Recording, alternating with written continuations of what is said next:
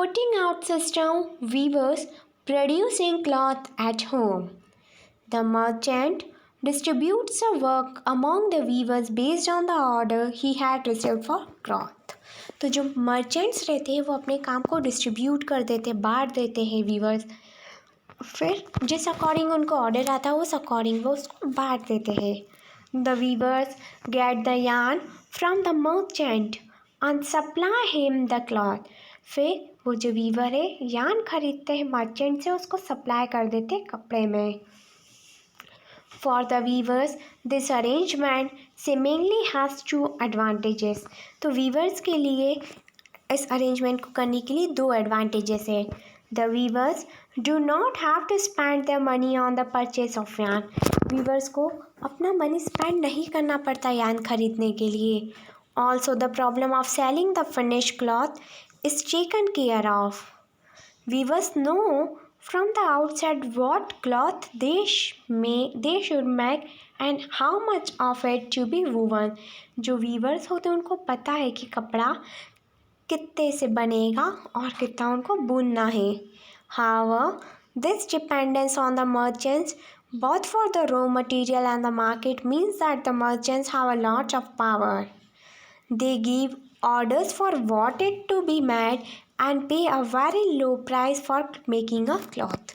तो वो ऑर्डर दे देते हैं और फिर ऑर्डर देने के बाद वो बहुत कम पे करते हैं उनका जो कपड़ा बना है. The weaver have no way of. उनके पास कोई तरीका ही नहीं रहता है. Here are the questions.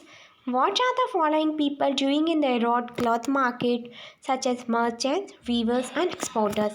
ये जो पर्सन्स बता रखे वो एरोड क्लॉथ मार्केट में क्या काम करते होंगे.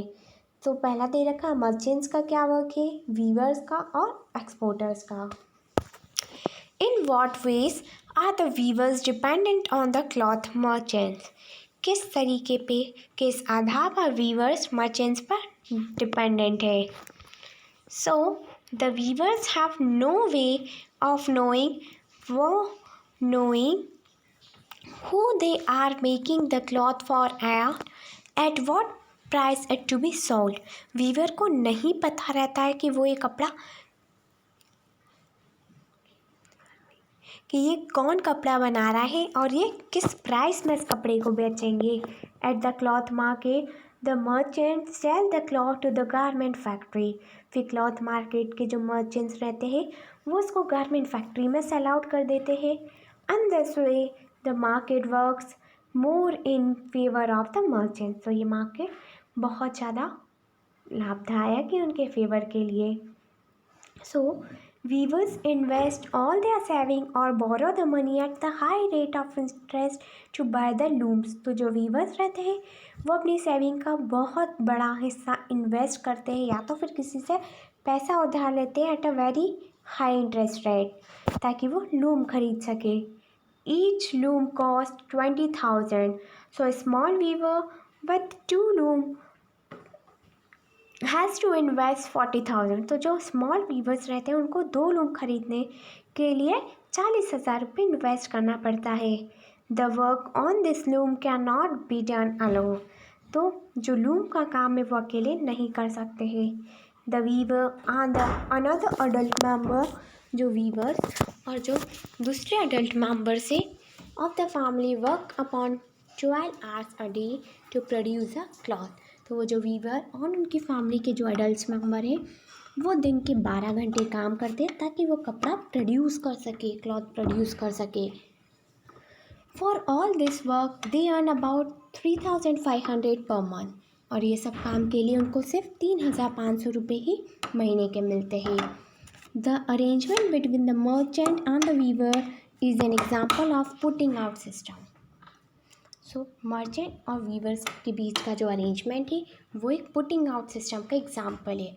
Where by the merchant supplier the raw material and the receive the finish product. तो मर्चेंट सप्लाईज करती है रॉ मटेरियल और रिसीव द फिनिश प्रोडक्ट. और जो वीवर्स होते हैं वो जो फाइनल प्रोडक्ट है उसको रिसीव कर लेते हैं. It is prevalent in the weaving industry in most of the India. ये इंडिया की बहुत सारी कंट्री में, इंडिया की बहुत सारी सिटीज़ में, बहुत सारे रीजन्स में बहुत फेमस है. If the weaver were to buy the yarn on their own and sell cloth, they would probably earn 3 times more. So अगर वीवर को यार्न खरीदना हुआ अपने खुद के पैसे से और उसको कपड़े क्लॉथ बनाकर सेल करना हो तो उस पर वो 3 गुना कमाते हैं. Do you think this is possible? How and discuss. आपको क्या लगता है कि यह पॉसिबल है? कैसे? डिस्कस करके बताएं. Do you find similar putting off arrangement in the making papad, masala and buddies? Find out about this in your area and discuss in the class. So, आपने अपने आसपास में कोई ऐसा अरेंजमेंट देखा जो पापड्स, मसाला और बड़ीज बनाते हैं? तो इस पर भी अपने आसपास के एरिया से पता करें और उस पर एक शॉर्ट नोट लिखकर मुझे कमेंट सेक्शन में कमेंट करके बताएं. You might have heard of the cooperatives in your area. आपने अपने एरिया में कॉर्पोरेटिव्स के बारे में सुना ही होगा. It could be in the milk, provisions, paddy, etc. Find out for whose benefit they were set up. पता लगाओ कि ये कितने बेनिफिट पर सेटअप किए गए और इनको बेनिफिट कैसे मिलता है और कितना मिलता है. जल्दी से ये सारी इन्फॉर्मेशन कलेक्ट करो और एक शॉर्ट नोट बना के अपना नाम, क्लास, स्कूल का नाम लिखकर मुझे कमेंट सेक्शन में कमेंट करके बताओ. Here is the story of Weaver Cooperative. You have seen that the weaver are paid very little by the merchant under the putting out system. Weaver Cooperative are the one way to reduce the dependence on the merchants and to earn a higher income from the weavers.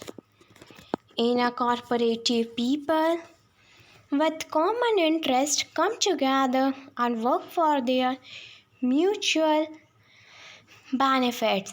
In a weavers cooperative, the weavers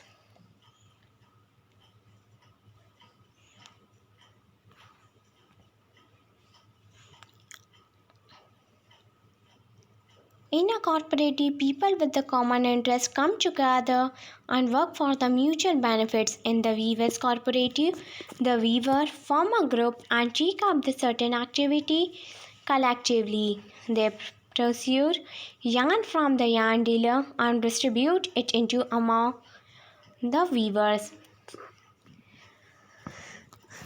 The cooperative also does the marketing.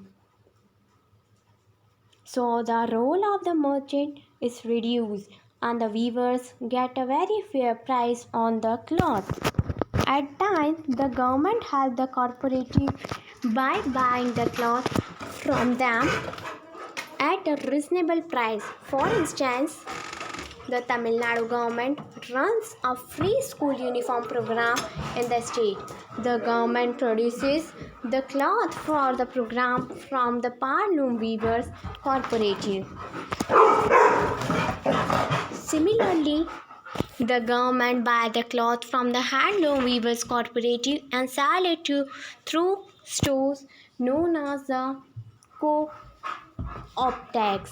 You might have come across one of these stores in your town. तो बच्चों कि उस time पर जो government होती वो भी उन कॉर्पोरेटिव्स की मदद करती कि वो कपड़ा खरीद रही थी बहुत रिजनेबल रेट में. फॉर एग्ज़ाम्पल दे रखा है कि तमिलनाडु की जो गवर्नमेंट वो एक फ्री स्कूल यूनिफॉर्म प्रोग्राम चलाती है उनके स्टेट में. So the government produces the cloth for the program from the Powerlooms Weavers Corporate. तो गवर्नमेंट जो है उस प्रोग्राम के थ्रू बहुत सारे कपड़े बनवाती है. Similarly, the government buys the cloth from the Handlooms Weavers. और इसी प्रकार जो गवर्नमेंट है वो बाय कर लेती, खरीद लेती हैंडलूम वीवर से, सारा सामान उसको सेल कर देती स्टोर्स पर, which is known as co-op tax. You might have come across one of this store in your town. आप लोगों ने देखा होगा कि आपके टाउन में भी इसी प्रकार की कोई एक स्टोर होगी. The garment exporting factory near Delhi. The Erode merchant supplies the cotton cloth produced by the weavers to a garment exporting factory near Delhi. The garment exporting factory will use the cloth to make the shirt. The shirts will be exported to the foreign buyers. Among the foreign buyers are the business persons from the US and the Europe who run a chain of store. तो ये सामान जो Erode merchant supply करते cotton के कपड़े वो उसको export करते हैं, फिर वो एक्सपोर्ट करके फॉरेन बायर्स जो होते बिजनेसमैन होते वो यहाँ से ख़रीद कर ला जा और इस चेन के हिस्सा बन जाते हैं. These large stores do the business strictly on their own terms. ये जो बड़े बड़े लोग हैं ये अपने अकॉर्डिंग अपने टर्म्स पर बिजनेस करते हैं. They demand the lowest price from the supplier. ये सप्लायर से बहुत लोवेस्ट प्राइस लेते हैं. In addition, they set high standard for quality of production and timely deliver.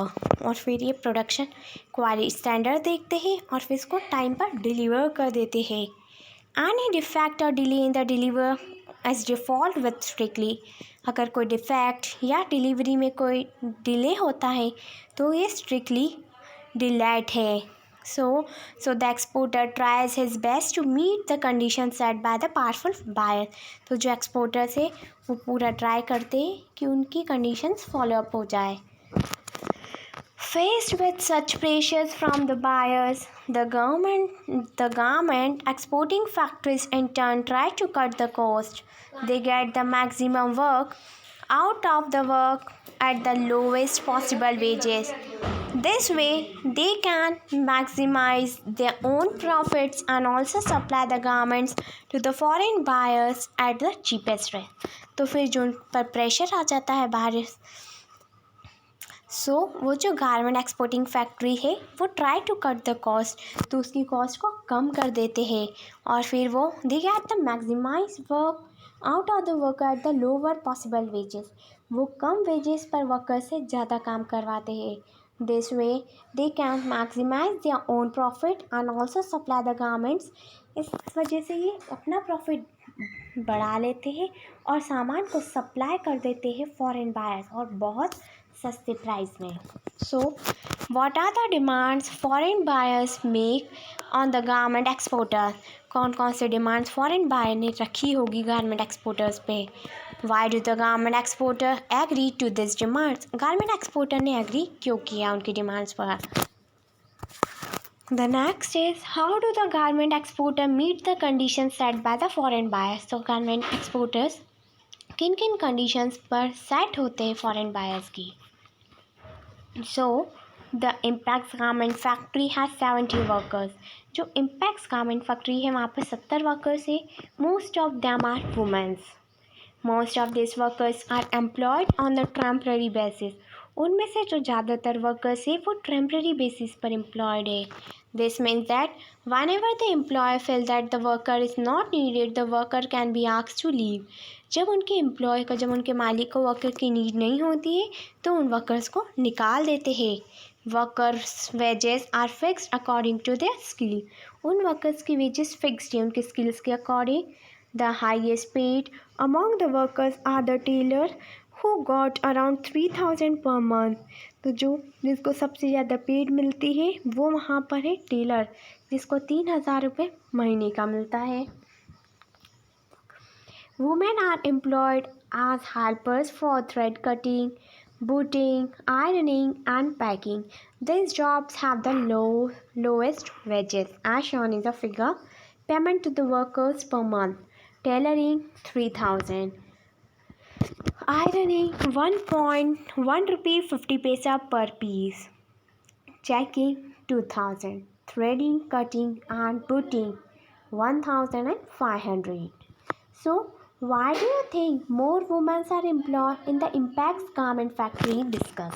आप लोगों को क्या लगता है कि वुमेन्स ज़्यादा एम्प्लॉयड क्यों है इम्पैक्स गारमेंट फैक्ट्री में. जल्दी से अपना आंसर मुझे कमेंट सेक्शन में कमेंट करके बताएं। The next is write a letter to the minister asking for what you like would be proper payment to the workers. एक लेटर लिखो मिनिस्टर को, उनसे बोलो कि वो क्या चाहते हैं, proper payment to the workers की वर्कर्स को प्रॉपर पेमेंट किस प्रकार मिलनी चाहिए।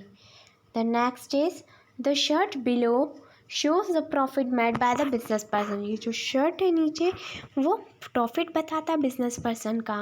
And the various cost and he had to pay, और वेरियस कॉस्ट क्या क्या रहती है जो वो पे करता है। Find out from the diagram below what is the cost price includes. तो इस फिगर से हमको बताना है कि इसकी कॉस्ट प्राइस कितनी होगी। यानी इसको प्रॉफिट हुआ है 900 का, एडवर्टाइजिंग करी है उसने 400 की, स्टोरेज है 200 का, और परचेज किया उसने 300 में। सो उसकी कॉस्ट प्राइस कितनी होगी। जल्दी से आंसर मुझे कमेंट सेक्शन में कमेंट करके बताएं। The shirt in the United states. A number of shirts are on display at a large cloth shop in the United States, यानी US.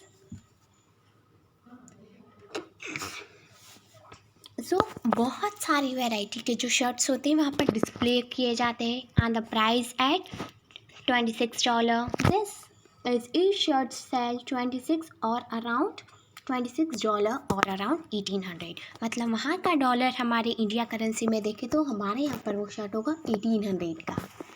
So use this diagram, जो हमको diagram दे रखा है, show in the margin to fill in the blanks. इस diagram का use करके हमको ब्लैंक्स को फिलअप करना है। So business person purchase the shirt from the garment exporter in Delhi for dash per shirt. So जो बिजनेस पर्सन है उसने गारमेंट एक्सपोर्टर से कितने में शर्ट खरीदा होगा। He then spend for advertising in the media. फिर उसने मीडिया में कितना स्पेंड किया, एडवर्टाइजिंग के लिए कितना दिया है। And another shirt per shirt on storage, display and all other charges. Thus the cost of this person is 900. When he sells the shirt for rupees 1800, so dash is her profit on one shirt.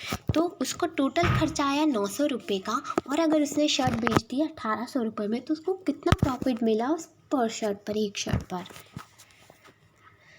If he is able to sell a large number of shirts, his profit will be higher. अगर वो बहुत सारी shirts को बेचेगा तो उसका profit भी बढ़ जाएगा।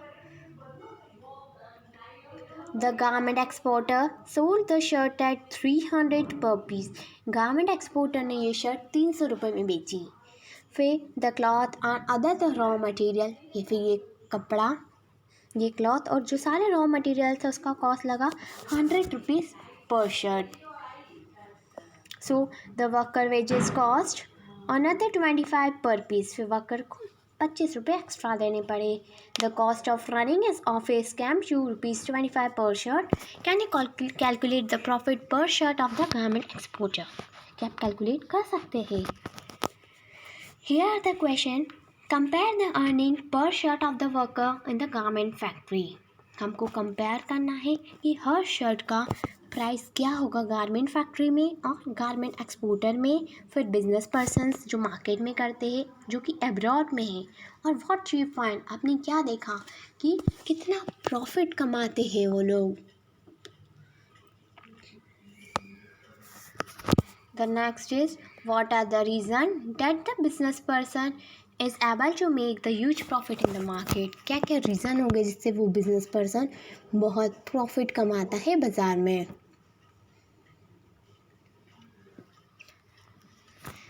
So, you have read the chapter on advertisement. Why does the business person spend 300 for shirt on advertising? Discuss. आप लोगों ने पढ़ा होगा एडवर्टाइजमेंट चैप्टर में, तो बिजनेस पर्सन ने 300 रुपये स्पेंड क्यों किया एडवर्टाइजिंग के लिए, डिस्कस करके मुझे कमेंट सेक्शन में कमेंट करके बताओ। फिर नेक्स्ट टॉपिक आता है which is one of the most important topic, who are the gainers in the market. Market में गेनर्स कौन है। A chain of markets link to the producer of cotton to the buyers at the supermarket. जो market की chain है वो producer, जो cotton के producers हैं उनसे स्टार्ट होकर जो बायर्स है सुपर मार्केट में, वहाँ जाकर वहाँ तक लिंक्ड है। Buying and selling take place at every step in the chain. तो इस चेन में सभी लोग कुछ खरीदते हैं, कुछ बेचते हैं, मतलब बाइंग और सेलिंग तो कंटिन्यूसली चल ही रहा है यहाँ पर। Let us recall who were the people who were involve in this process of buying and selling. तो हम देखेंगे कि कौन ऐसे लोग हैं जो बेचने और ख़रीदने में इन्वॉल्व है। Did they all gain as much, क्या वो इससे ज़्यादा कमा सकते हैं। There are the people who made the profit in the market and there are some who did not gain as much from this buying and selling. बाज़ार में कुछ लोग ऐसे हैं जो खरीद कर बेच कर बहुत पैसा कमाते हैं, लेकिन कुछ लोग हैं जो ज़्यादा प्रॉफिट नहीं कमा पाते हैं। So, despite their having the toil very hard, they earn little. वो इतनी कड़ी मेहनत करने के बाद भी बहुत कम पैसा कमा पाते हैं। Can you place them in the table shown here, क्या आप इनको इस टेबल में शो कर सकते हो। People who gain in the market, कौन कौन लोग हैं जो मार्केट में कमाते हैं। We have to complete this table 1 2 3 are the people who did not gain as much in the market. और ऐसे लोगों की लिस्ट बनानी जो मार्केट में ज़्यादा नहीं कमाते हैं।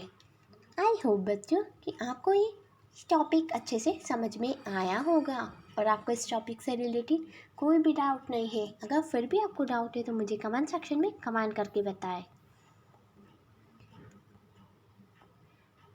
Markets and equality. The foreign business person made the huge profit in the market. जो फॉरेन के बिजनेस पर्सन होते हैं वो बहुत प्रॉफिट कमाते हैं मार्केट में। Compare to this the garment exporters made only the moderate profit. और जो गारमेंट एक्सपोर्टर्स होते हैं वो बहुत कम प्रॉफिट कमाते हैं। On the other hand, the earning of the workers at the garment export factory are barely enough to cover their day-to-day needs. तो जो लोग वर्क यहाँ पर गारमेंट फैक्ट्री में एक्सपोर्टिंग का वर्क करते हैं वो इतना कम कमाते हैं कि उनकी सिर्फ डे टू डे लाइफ की जो नीड्स होती है वो भी कवर नहीं हो पाती है, वो भी बहुत मुश्किल से कवर अप होती है।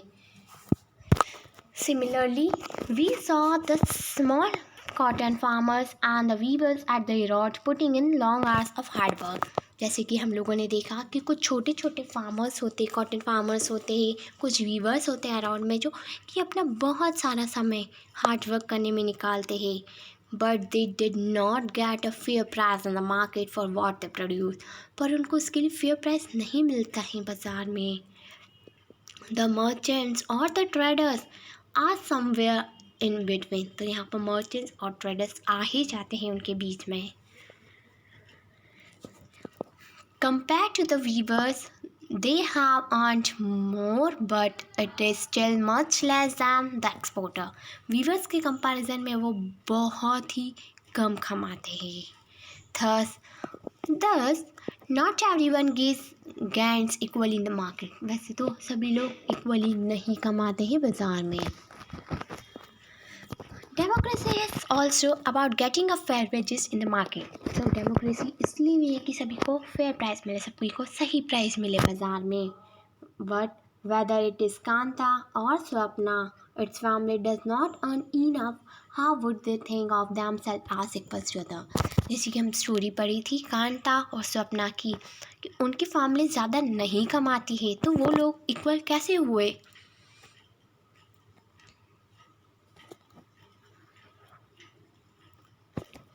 On the other hand, the market offers the people opportunity to work and to be able to selling the things that they grow or produce। तो जो मार्केट है वो लोगों को अपॉर्चुनिटीज़ भी देता है कि वो सामान बेचे और and be able to sell the things that they grow or produce। और उनको बोलते हैं कि वो सारी चीज़ों को सेल करो जो आप लोग प्रोड्यूस करते हैं, जो आप खुद उगाते हो अपने एरिया में। So, it could be the farmer selling cotton or the weaver producing the cloth. On the other hand, it is usually the rich and the powerful that get the maximum earning from the market. These are the people who have money and own the factories, the large shop, large land holding etc. लेकिन यहाँ पर कुछ लोग ऐसे भी होते हैं जिनके पास बहुत पैसा होता है, जो फैक्ट्री खरीद लेते हैं, उनकी बहुत बड़ी शॉप्स रहती है, बहुत जगह रहती है, उनके पास बहुत बड़ा लैंड रहता है.